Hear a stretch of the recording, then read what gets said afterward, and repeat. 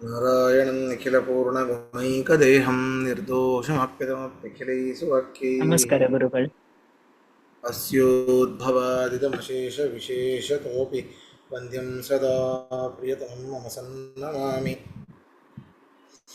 कृष्णाय वासुदेवाय हरये परमात्मने प्रणतः क्लेशनाशाय गोविन्दाय नमो नमः। अभ्रमं भङ्गरहितम् अजडं विमलं सदा आनन्दतीर्थमतुलं भजेतापत्रयापहम्। पृथ्वीमण्डलमध्यस्थाः पूर्णबोधमतानुगाः वैष्णवाः विष्णुहृदयाः तान्नमस्ये गुरून् मम। तपस्वाध्यायशुश्रूषा कृष्णपूजारतं मुनिम् विश्वेशम् इष्टदं वन्दे परिव्राट् चक्रवर्तिनम्। श्रीगुरुभ्यो नमः। हरि ओम्। 16ನೇ ಅಧ್ಯಾಯದ 16ನೇ ಶ್ಲೋಕ ಆಗಬೇಕಿದೆ. ಹೌದು ಆಚಾರ್ಯ, ನಮಸ್ಕಾರ. ಅನೇಕ ಚಿತ್ತ ವಿಭ್ರಾಂತಾಃ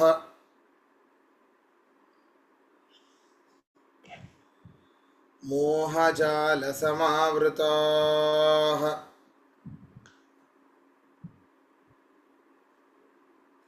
ಪ್ರಸಕ್ತಾಃ ಕಾಮಭೋಗೇಷು ಪತಂತಿ ನರಕೇಷು ಚೌ.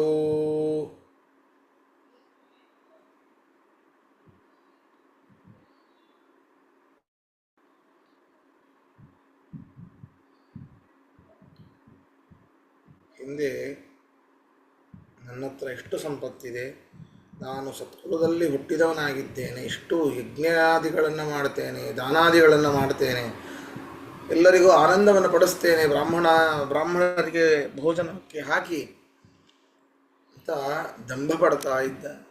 ಇವೆಲ್ಲ ಆಸುರಿ ಸ್ವಭಾವಗಳು ಅಂತ ಹೇಳಿದರು. ಯಜ್ಞ ಮಾಡೋದು ಆಸುರಿ ಸ್ವಭಾವ ಅಲ್ಲ, ದಾನ ಮಾಡೋದು ಆಸುರಿ ಸ್ವಭಾವ ಅಲ್ಲ, ಸಂತೋಷ ಪಡಿಸೋದು ಆಸುರಿ ಸ್ವಭಾವ ಅಲ್ಲ. ಅದನ್ನೆಲ್ಲ ಮಾಡಿದ ಮೇಲೆ ಎಲ್ಲವೂ ನಾನೇ ಮಾಡಿದ್ದು, ನನಗೆ ಸಮಾನರಾದವರು ಯಾರಿಲ್ಲ ಅಂದುಕೊಳ್ಳೋದು ಆಸುರಿ ಸ್ವಭಾವ. ನಾಹಂ ಕರ್ತ ಹರಿಕರ್ತ, ನಮ್ಮ ಗ್ರೂಪಿನ ಸ್ಲೋಗನ್ ಅದು. ಹೀಗೆ ಈ ರೀತಿ ಮನಸ್ಸು ಇರುವವರು ಪಾರಾಗ್ತಾರೆ ಈ ಸಂಸಾರ ಬಂಧನದಿಂದ. ಇದರಲ್ಲಿ ಹೇಳ್ತಾ ಇದ್ದಾರೆ, ನಾವು ದೇವರನ್ನ ಬರೀ ಫೋಟೋದಲ್ಲಿ ಮಾತ್ರ ನಂಬೋದು, ದೇವರ ಪೆಟ್ಟಿಗೆಯಲ್ಲಿ ಮಾತ್ರ ನಂಬೋದು, ಉಳಿದ ಕಡೆ ದೇವರು ಇಲ್ಲ. ಎಷ್ಟು ನಂಬ್ತೇವೆ? ಕೈ ಮಾಡಬೇಕಾದ್ರೆ, ಆರತಿ ಮಾಡಬೇಕಾದ್ರೆ ಕೈ ಮುಗಿಯೋದಷ್ಟೇ. ನಮಗೆ ಅಲ್ಲಿ ಮಾತ್ರ ದೇವರಿದ್ದಾನೆ ಅನ್ನೋ ಭಾವನೆ, ಮಠದಲ್ಲಿ ಮಾತ್ರ ಇದ್ದಾನೆ ಪರಮಾತ್ಮ ಅಂತ ಭಾವನೆ, ವಿಗ್ರಹದಲ್ಲಿ.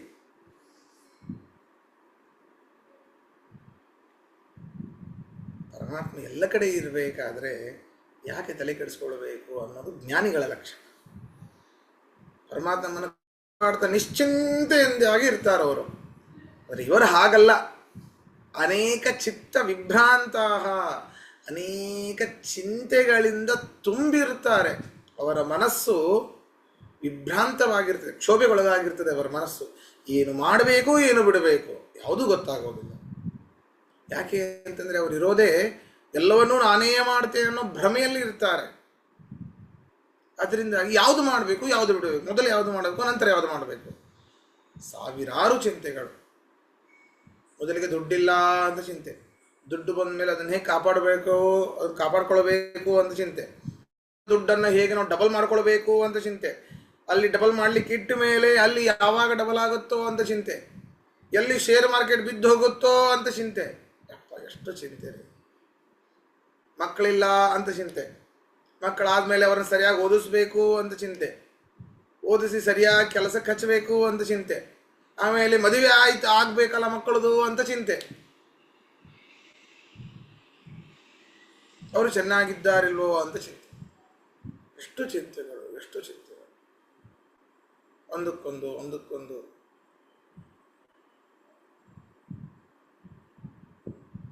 ಹೀಗೆ ಅನೇಕ ಚಿತ್ತ ವಿಭ್ರಾಂತ, ಮೋಹಜಾಲ ಸಮಾವೃತ, ಮೋಹದ ಬಲೆಯಲ್ಲಿ ಸಿಕ್ಕಿಕೊಂಡು ಬಿದ್ದಾರವರು. ಇನ್ನೇನು ಕಾಮಭೋಗೇಶು ಬರೀ ಆಸಕ್ತಾ ಅಲ್ಲ, ಪ್ರಸಕ್ತಾ, ಪ್ರಕರ್ಷೇಣ ಸಕ್ತಾ. ಇನ್ನೂ ಬೇಕು, ಇನ್ನೂ ಬೇಕು, ಇನ್ನೂ ಬೇಕು ನಮಗೆ. ಎಷ್ಟು ಕೊಟ್ಟರೂ ತೃಪ್ತಿ ಇಲ್ಲ ನಮಗೆ. ಪರಮಾತ್ಮ ಏನು ಕೊಟ್ಟರೂ ಪರಮಾತ್ಮ ನಮ್ಗೆ ಇನ್ನೂ ಏನು ಕೊಟ್ಟೇ ಇಲ್ಲ ಅಂತ ಇದೆ.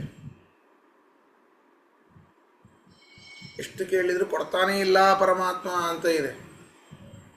ಭಕ್ತರ ಮೇಲೆ ಕರುಣೆ ಮಾಡ್ತಾನೆ ಪರಮಾತ್ಮ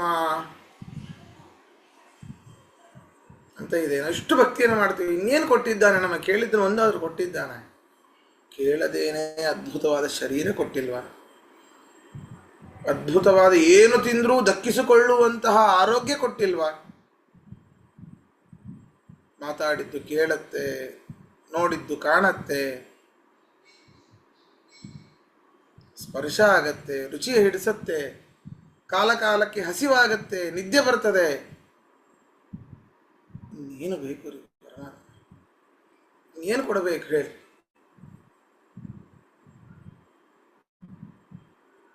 ದುಡ್ಡು ಕೊಟ್ಟರೆ, ಸಂಪತ್ತಿದ್ರೆ ಎಲ್ಲವೂ ಕೊಟ್ಟ ಹಾಗೆ ಪರಮಾತ್ಮ. ಏನು ಎಲ್ಲವೂ ಕೊಟ್ಟ ಹಾಗೆ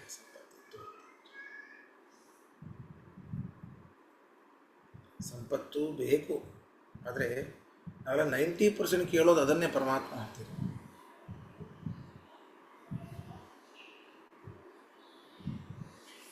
ಅವೆಲ್ಲ ಕೇಳಬಾರ್ದು ರೀ. ಪರಮಾತ್ಮ ಅಂತ ಏನನ್ನೂ ಕೇಳಬಾರ್ದು. ಗೊತ್ತಿದೆ, ಸರ್ವಜ್ಞ ಶಿಖಾಮಣಿ, ಏನು ಬೇಕು ಅನ್ನೋದು ಗೊತ್ತಿದೆ ನಮಗೆ. ಯಾವ ಸಮಯಕ್ಕೆ ನಮಗೇನು ಬೇಕು ನಮಗೆ ಗೊತ್ತಿಲ್ಲ. ನಮಗೇನು ಬೇಕು, ಸರಿಯಾದದ್ದು ಏನು ಅಂತ ನಮಗೆ ಗೊತ್ತಿಲ್ಲ.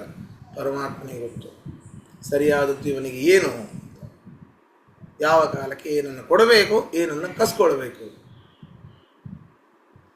ಈ ರೀತಿ ಕಾಮಭೋಗೇಶು ಪ್ರಸಕ್ತ, ಅತಿಯಾದ ಸ್ವಚ್ಛಂದವಾದ ಭೋಗಕ್ಕೆ ಅತಿಯಾಗಿ ಅಂಟುಕೊಂಡಿದ್ದಾರೆ ಈ ಜನರು.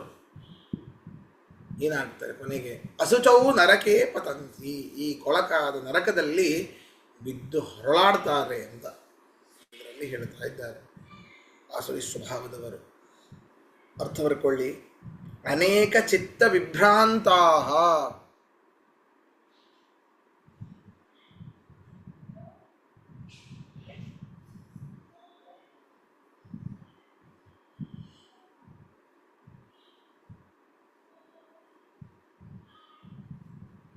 ಅನೇಕ ಚಿತ್ತ ವಿಭ್ರಾಂತ, ಅನೇಕ ಚಿಂತೆಗಳಿಂದ ತುಂಬಿದ ಮನಸ್ಸಿನಿಂದ ಕೂಡಿದ,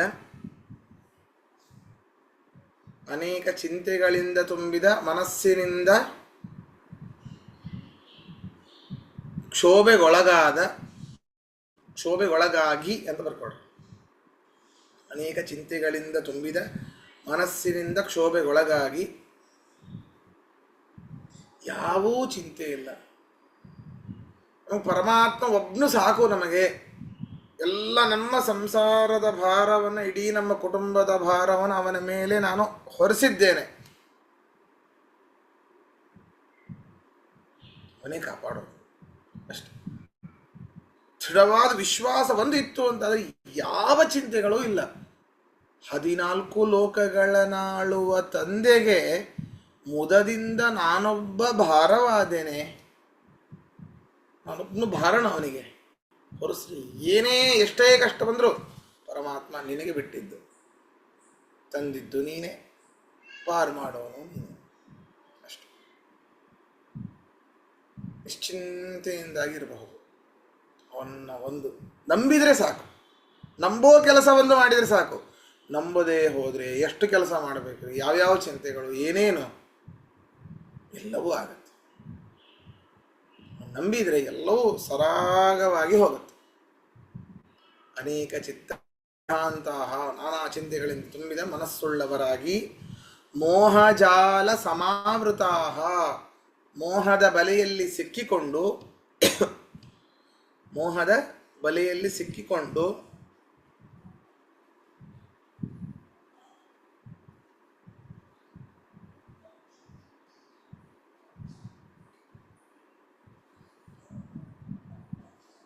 ಮೋಹದ ಬಲೆಯಲ್ಲಿ ಸಿಕ್ಕಿಕೊಂಡು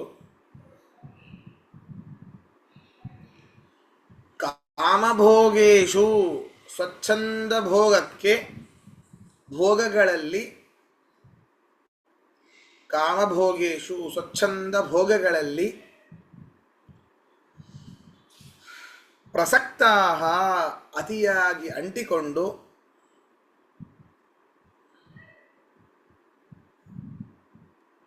ಪ್ರಸಕ್ತಾಹ ಅತಿಯಾಗಿ ಅಂಟಿಕೊಂಡು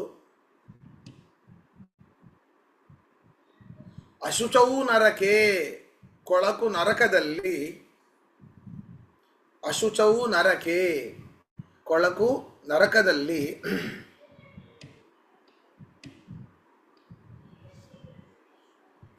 ಪತಂತಿ ಬೀಳುತ್ತಾರೆ ಪತಂತಿ ಬೀಳುತ್ತಾರೆ. ಪ್ರಶ್ನೆ ಇದ್ರೆ ಕೇಳಿ.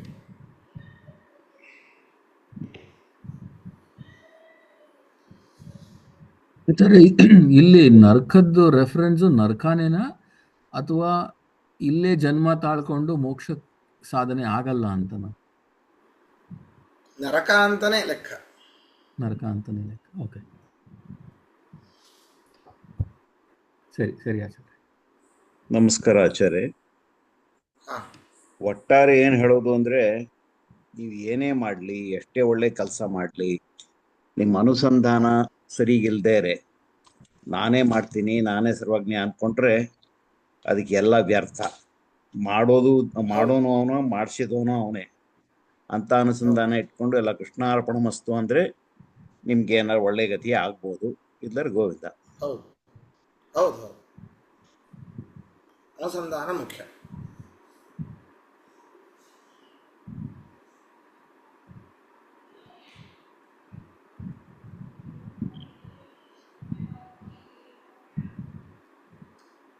ಮುಂದೆ ಹೋಗೋಣ. ಆತ್ಮಸಂಭಾವಿತಾ ಸ್ತಬ್ಧಾ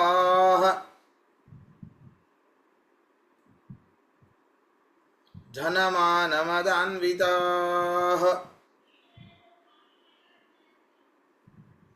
ಯಜಂತೆ ನಾಮ ಯಜ್ಞೈಸ್ತೆ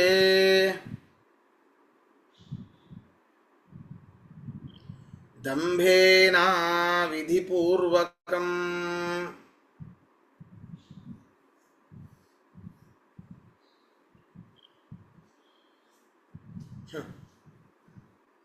ನೋಡ್ರಿ, ಆತ್ಮಸಂಭಾವಿತ ಸ್ವಲ್ಪ ಏನಾದರೂ ಬಂತು ಅಂತಾದರೆ, ವಿದ್ಯೆ ಸ್ವಲ್ಪ ಶಾಸ್ತ್ರಾರ್ಥ ಜ್ಞಾನ ಬಂತು, ಎಲ್ಲ ಜನರು ಸ್ವಲ್ಪ ಮರ್ಯಾದೆ ಕೊಡ್ಲಿಕ್ಕೆ ಶುರು ಮಾಡಿದರು ಅಂತಂದರೆ ಅಹಂಕಾರ ಶುರು. ತಮ್ಮನ್ನು ತಾವೇ ಪೂಜ್ಯರು ಅನ್ನುವಂತಹ ಭಾವನೆ ಬರಲಿಕ್ಕೆ ಶುರು ಆಗತ್ತೆ. ಈ ಒಂದು ಭಾವನೆ ಯಾರಿಗಿರ್ತೋ ಅವರು ಆಸರಿ ಸ್ವಭಾವದವರು. ಸ್ತಬ್ಧ, ಯಾರಿಗೂ ತಲೆಬಾಗೋದಿಲ್ಲ.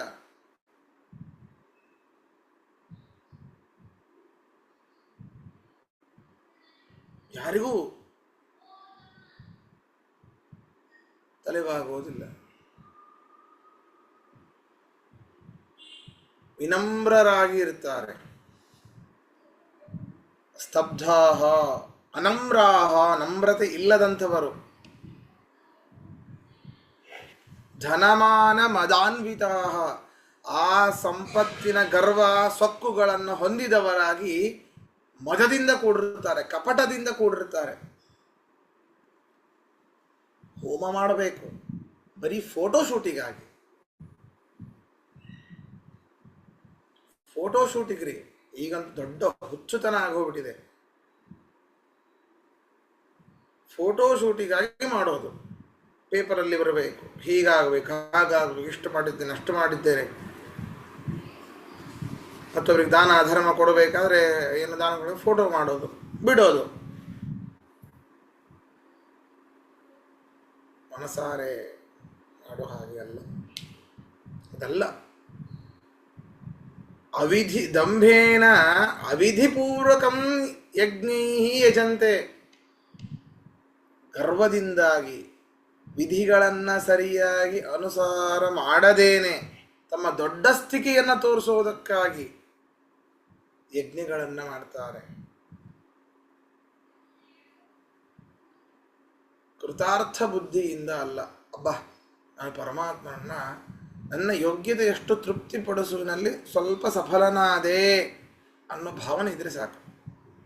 ಪರಮಾತ್ಮ ಸದಾ ತೃಪ್ತಿಕರನೇ, ತೃಪ್ತಿಯೇ ಅವನು, ಸದಾಕಾಲ ತೃಪ್ತನಾಗಿ ಇರ್ತಾನೆ. ಆದರೂ ನನ್ನ ಉದ್ಧಾರಕ್ಕಾಗಿ ನಾನು ಅವನಿಗೆ ತೃಪ್ತಿಪಡಿಸಬೇಕು, ಈ ಒಂದು ಅಭಿಪ್ರಾಯ ಇರೋದಿಲ್ಲ ಅವರಿಗೆ. ದೇವರಿಗೆ ನಾನು ಇವತ್ತು ಪಂಚಾಮೃತ ಅಭಿಷೇಕ ಮಾಡಿಸಿದೆ, ಎಲ್ಲರೂ ಹೇಳ್ಕೊಂಡ್ಬರೋದು. ಮುಖ್ಯ ಪ್ರಾಣ ದೇವರಿಗೆ ನಾನು 10 ಲೀಟರ್ ಜೇನುತುಪ್ಪ ಮಧು ಅಭಿಷೇಕ ಮಾಡಿಸಿದೆ, ಹೇಳ್ಕೊಳ್ಳೋ ಅವಶ್ಯಕತೆ ಇಲ್ಲ. ನೀವೇನು ಮಾಡಿದರೆ ಅವಾಗಷ್ಟೇ ಅವರು ದೇವರು ಅಂತ ಏನು ಆಗೋದಿಲ್ಲ. ಮಾಡಿಸ್ತೀಯಾ, ನಿನ್ನ ಉದ್ಧಾರ ಆಗತ್ತೆ ಅಷ್ಟೆ, ಹೇಳ್ಕೊಳ್ಬೇಕಾಗಿ. ದಂಭ ಬೇಡ. ಹೋಮವೂ ಅಷ್ಟೇ ರೀ. ಈಗೆಲ್ಲ ಪುರೋಹಿತರು, ನಾನು ಕೆಲವೊಂದೆಲ್ಲ ಹೋಮಕ್ಕೆಲ್ಲ ಹೋಗಿದ್ದೇನೆ, VIP MLAಗಳ ಹೋಮಕ್ಕೆ. ಜೋರು ಶಬ್ದ ಬರಬೇಕು, ಮಂಗಳಾರತಿ ಚೆನ್ನಾಗಬೇಕು, ದೊಡ್ಡ ಮಂಡಲ ಹಾಕಿರಬೇಕು. ಅವನು ಏನಾದರೂ ಮಾಡಲಿ ಅಲ್ಲಿ, ಹಾಗಿರ್ತದೆ. ಪ್ರಧಾನದವರು ಏನು ಹೋತೃಗಳನ್ನು ಕುಳಿತಿರ್ತಾರೋ ನೋಡ್ತಿದ್ದೀನಿ, ಬೇರೆ ಯಾವುದೋ ಮಂತ್ರ, ಯಾವುದೋ ಹೋಮಕ್ಕಿದೆ, ಯಾವುದೋ ಮಂತ್ರ ಹೇಳ್ತಾ ಇದ್ದಾರೆ. ಸುಮ್ಮನೆ ಅಸಿಸ್ಟೆಂಟಾಗಿ ಹೋಗಿದ್ದೆ, ಸುಮ್ಮನೆ ಕೊಡಬೇಕು. ಮತ್ತೆ ಅಲ್ಲಿ ಮಾತಾಡಿದ್ರೆ ಏನು ಮಾಡ್ತೀರಿ? ಹೂವು, ಆಡಂಬರ, ಅದು ಇದು ಬೇಕಾದಷ್ಟು ಹೂಗಳು, ಹಣ್ಣುಗಳು, ದಾನ ದಕ್ಷಿಣೆಗಳು ಬೇಕಾದಷ್ಟು. ಏನು ಅನ್ನೋದು ಗೊತ್ತಿಲ್ಲ. ಪುರೋಹಿತರದು ತಪ್ಪಿದೆ. ದೊಡ್ಡದು ಚಂಡೆ ಗಿಂಡೆ ಎಲ್ಲ ಕರ್ಕೊಂಡು ಹೋಗ್ಬಿಡೋದು, ತಾಳ ವಾದ್ಯ ಎಲ್ಲ ಜೋರಾಗಿರಬೇಕು. ಮಹಾಮಂಗಳಾರತಿ ಪೂರ್ಣಾಹುತಿ ಸಮಯದಲ್ಲಿ ಅಷ್ಟಿದ್ರೆ ಅದಾ ಗೌಜಾಯಿತು ಅಂತಾರೆ. ತುಳುವಲ್ಲಿ ಗೌಜು ಅಂದರೆ ಚೆನ್ನಾಗಿ ಜೋರಾಯಿತು ಅಂತ ಅರ್ಥ. ಹೀಗೆ ಆಡಂಬರ ಇರಬೇಕು. ಕೆಲವೊಂದು ಮನೆಗೆ ಎಲ್ಲರೂ ಬಂದು ಪೂಜೆ ಮಾಡಿ ಆಚಾರ್ಯ ಅಂತ ಕರೀತಿದ್ರು, ಹೋಗಿರ್ತಿದ್ದೆ. ಕೊನೆಗೆ ಬರೋದು ಮಂಟಪಕ್ಕೆ ಹೂ ಏರಿಸಿದ್ದು ನೋಡಿ, ಚೆನ್ನಾಗಾಗಿದೆ ಪೂಜೆ. ಹೂ ಏರಿಸಿದ್ದು ನೋಡಿ ಚೆನ್ನಾಗಾಗಿದ್ದೇನೆ ಪೂಜೆ. ಏನು ಅಭಿಷೇಕ ನೋಡಲಿಲ್ಲ, ಮಂಗಳಾರತಿ ನೋಡಲಿಲ್ಲ, ಲಾಸ್ಟ್ ಒಂದು ಕೈ ಮುಗಿದು ಜೋರಾಗಿದೆ ಪೂಜೆ. ಹೀಗಿರ್ತಾರೆ ಕೆಲವೊಬ್ರು. ಅನೇಕ ಅನುಭವಗಳಾಗಿದೆ. ಹೌದಪ್ಪ, ಚಲೋ ಆಗಿದೆ ಬಿಡು, ಮಾಡಿದವನಿಗೆ ಗೊತ್ತು, ಮಾಡಿಸ್ಕೊಂಡವನಿಗೆ ಗೊತ್ತು. ನಿಮಗೇನು ಗೊತ್ತು ಈಗ ಬಂದವರಿಗೆ?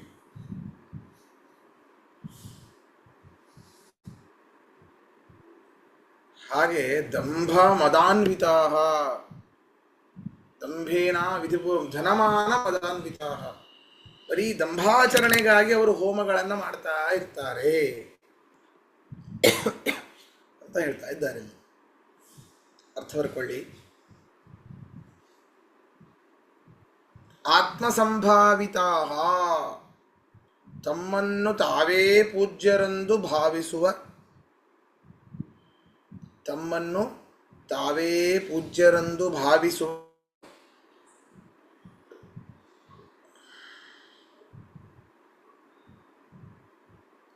ಸ್ತಬ್ಧಾಃ, ಸ್ತಬ್ಧಾಃ ನಮ್ರತೆ ಇಲ್ಲದ, ಸ್ತಬ್ಧಾಃ ನಮ್ರತೆ ಇಲ್ಲದ, ಧನಮಾನ ಮದಾನ್ವಿತಾಃ, ಧನಮಾನ ಮದಾನ್ವಿತಾಃ,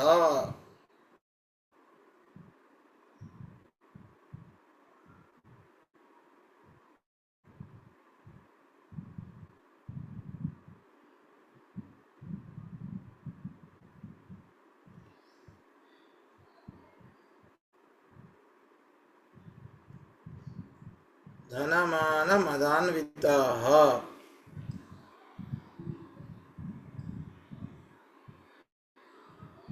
ತಮ್ಮ ಸಂಪತ್ತಿನಿಂದಾಗಿ ಗರ್ವ ಸೊಕ್ಕುಗಳನ್ನು ಹೊಂದಿರುವ, ತಮ್ಮ ಸಂಪತ್ತಿನಿಂದಾಗಿ ಗರ್ವ ಸೊಕ್ಕುಗಳನ್ನು ಹೊಂದಿರುವ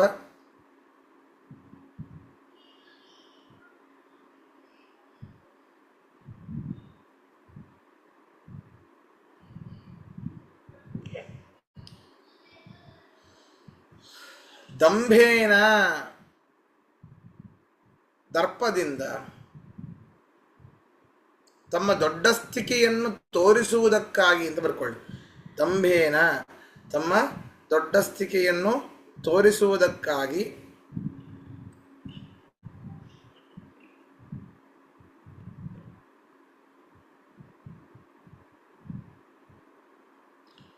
ಅವಿಧಿಪೂರ್ವಕಂ ವಿಧಿಯನ್ನು ಅನುಸರಿಸದೆ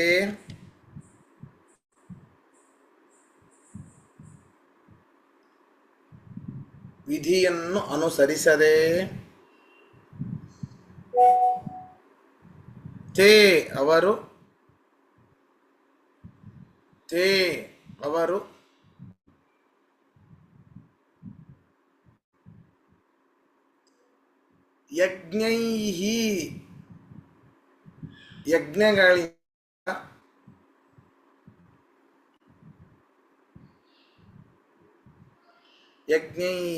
ಯಜ್ಞಗಳಿಂದ ಯಜಂತೆ ನಾಮ ಹೋಮಿಸುತ್ತಾರಷ್ಟೇ.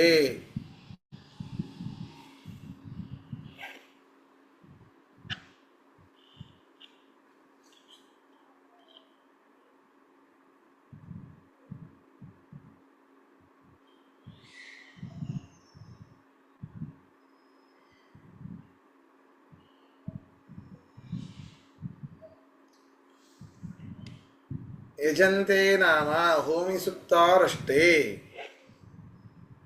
ಕೃತಕೃತ್ಯ ಭಾವನೆಯಿಂದ ಅಲ್ಲ ಅಂತ ಅರ್ಥ.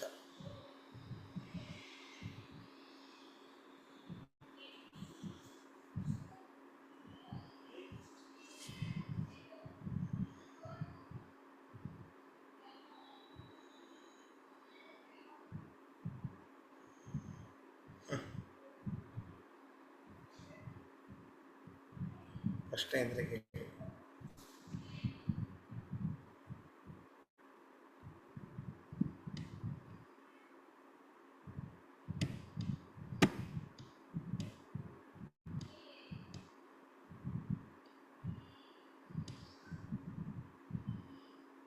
Good evening, my dear staff members. Can anybody know what is the highest mark midterm 2 from M1? What is that highest mark? So, one student got highest mark, either 590 or 585 or. ಸರಿ, ಮುಂದೆ ಹೋಗೋಣ.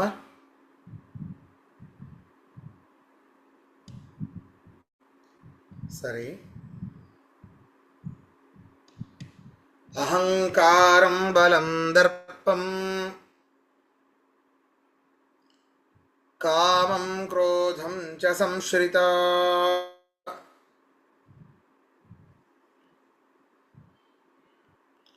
ಮಾಮಾತ್ಮಪರದೇಹೇಷು ಪ್ರದ್ವಿಷಂತೋಭ್ಯಸೂಯಕಾಃ.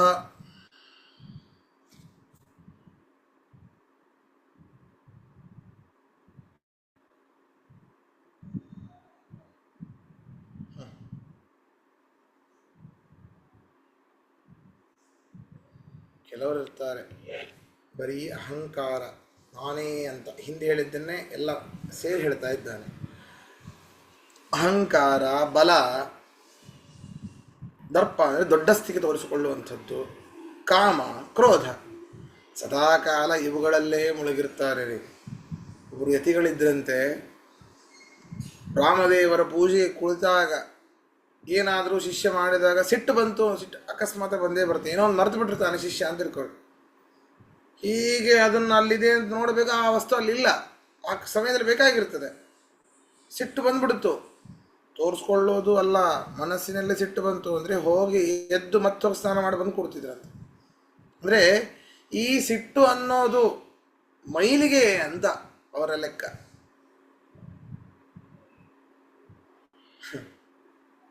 ಎಂತಿಂತ ಮಹನೀಯರಿದ್ರಲ್ಲಿ.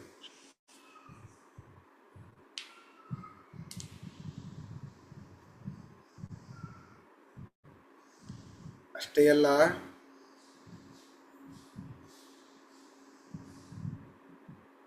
ಬರೀ ಅದರಲ್ಲೇ ಆಶ್ರಿತರಾದವರನ್ನಲ್ಲ, ಈ ಅಹಂಕಾರ, ಬಲ, ದರ್ಪ, ಕಾಮ, ಕ್ರೋಧ ಬರೀ ಇವುಗಳಲ್ಲಿ ಮುಳುಗಿದವರು ಅಲ್ಲ. ಅಷ್ಟೇ ಮಾಡೋದಿಲ್ಲ ಅವರು.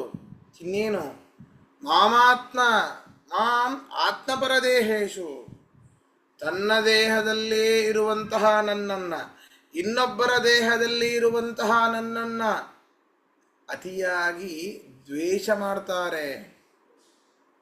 ಅಭ್ಯಸೂಯಕಾಹ, ಇಲ್ಲ ಸಲ್ಲದೇ ಇರುವಂತಹ ದೋಷಗಳನ್ನು ಹೇಳ್ತಾರೆ. ನಿರ್ಗುಣ, ನಿರಾಕಾರ, ಈ ರೀತಿಯಾಗಿ ಹೇಳ್ತಾರೆ. ವಿಶೇಷವಾಗಿ ದ್ವೇಷ ಮಾಡ್ತಾರೆ. ಪ್ರದ್ವಿಷಂತಹ ಅಷ್ಟೇ ಅಲ್ಲ, ಅಭ್ಯಸೂಯಕಾಹ, ಇರುವ ಗುಣಗಳನ್ನು ನಿರಾಕರಣೆ ಮಾಡ್ತಾರೆ, ಇಲ್ಲದೇ ಇರುವ ದೋಷಗಳನ್ನು ಹೇಳ್ತಾರೆ. ಹೀಗೆ ಹೇಳ್ತಾ ಯಜ್ಞವನ್ನು ಮಾಡ್ತಾರವರು. ಇನ್ಯಾವ ಫಲ ಸಿಕ್ಕೀತವರಿಗೆ? ಸಿಗ್ಲಿಕ್ಕೆ ಸಾಧ್ಯವೇ ಇಲ್ಲ, ಯಾವುದೂ ಸಿಗೋದಿಲ್ಲ ಅಂತ ಹೇಳ್ತಾ ಇದ್ದಾನೆ. ಸರಿ, ಇದರ ಅರ್ಥವನ್ನು ನಾಳಿನ ಪಾಠದಲ್ಲಿ ನೋಡೋಣ. ಶ್ರೀಕೃಷ್ಣ ನಮಸ್ತು.